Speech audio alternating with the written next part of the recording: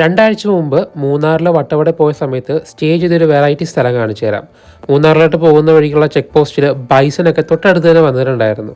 അങ്ങനെ നമ്മൾ നേരെ ചെക്ക് പോസ്റ്റ് കയറി വട്ടവടയിലേക്ക് പോവുകയാണ്. അത്യാവശ്യം നല്ല ക്ലൈമറ്റ് ആയിരുന്നു കേട്ടോ. പക്ഷേ വട്ടവടയിലെ റോഡ് ഇതുവരെ റെഡിയാക്കിയിട്ടില്ല.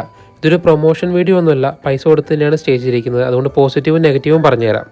ഹാസി മൗണ്ട് എന്നാണ് ഈ സ്ഥലത്തിൻ്റെ പേര് വരുന്നത്. ഇതൊരു സാധാ ടെൻറ്റ് സ്റ്റേ അല്ല, ഒരു ക്യാബിനറ്റ് പോലെ വരുന്ന ഒരു ടൈപ്പ് സ്റ്റേ ആണ്.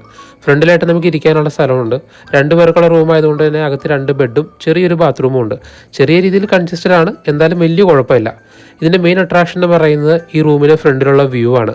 അത്യാവശ്യം കൃഷിയും സൺഫ്ലവറും അതുപോലെ തന്നെ അപ്പുറമുള്ള ടെൻറ്റും മലയും കാര്യങ്ങളൊക്കെ ഇവിടെ നിന്നുകൊണ്ട് കാണാനായിട്ട് പറ്റും. ഇനി കുട്ടികൾ കൊണ്ട് വന്നു കഴിഞ്ഞാൽ അവർക്ക് കളിക്കാനുള്ള ചെറിയ പ്ലേ ഏരിയയും അതുപോലെ തന്നെ നൈറ്റ് നമുക്ക് DJ അതേപോലെ തന്നെ ക്യാമ്പ് ഫയർ പോലുള്ള എല്ലാ കാര്യങ്ങളും ഇവർ പ്രൊവൈഡ് ചെയ്യുന്നുണ്ട്.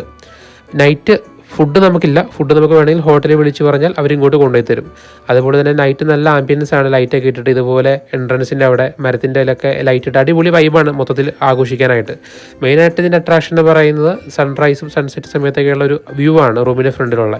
എന്തായാലും സംഭവം എനിക്ക് ഇഷ്ടപ്പെട്ടു. പിന്നെ ബ്രേക്ക്ഫാസ്റ്റ് കോംപ്ലിമെൻ്ററി ആയിട്ട് നമുക്ക് കിട്ടും, അത് അടിപൊളിയായിരുന്നു. റൂമിൻ്റെ റേറ്റ് കുറച്ച് ഓവർ പ്രൈസ്ഡ് ആണ്. 3000 രൂപയാണ് 2 പേർക്കായത്. അത് മാത്രമാണ് എനിക്ക് കുറച്ച് നെഗറ്റീവായിട്ട് തോന്നിയിട്ടുള്ളൂ. ബാക്കിയെല്ലാം ഓവറോൾ അടിപൊളിയായിരുന്നു.